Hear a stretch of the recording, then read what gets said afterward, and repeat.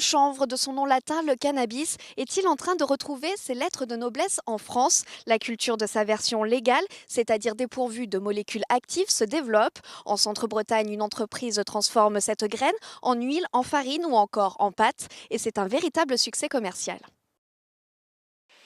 La transformation de graines de chanvre crée de l'emploi en Centre-Bretagne. L'entreprise El Chanvre à Guarec a commencé avec 2 salariés. Ils sont aujourd'hui 9 et le chiffre d'affaires a été multiplié par 5 en seulement 4 ans.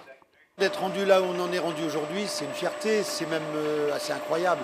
L'idée, c'est de redonner ces lettres de noblesse à cette plante. Reportons-nous dans les années 40, dans les années 50, tous les treillis de la gendarmerie, de l'armée, tout ça, c'était fait avec du chanvre. Pourquoi c'était pas fait avec du coton? Parce qu'il n'y en avait pas, parce que c'était cher, parce que c'était moins résistant. Aujourd'hui, ce sont les qualités nutritionnelles du chanvre qui intéressent cette entreprise. Elle le propose en graines décortiquées, en huile ou encore en farine, des produits qui offrent des apports importants au corps humain. C'est un super aliment, ouais. On a tous les acides aminés essentiels. Pour les végétariens, les végétaliens, c'est très très intéressant. Par exemple, dans l'œuf, on va trouver 10 à 13% de protéines.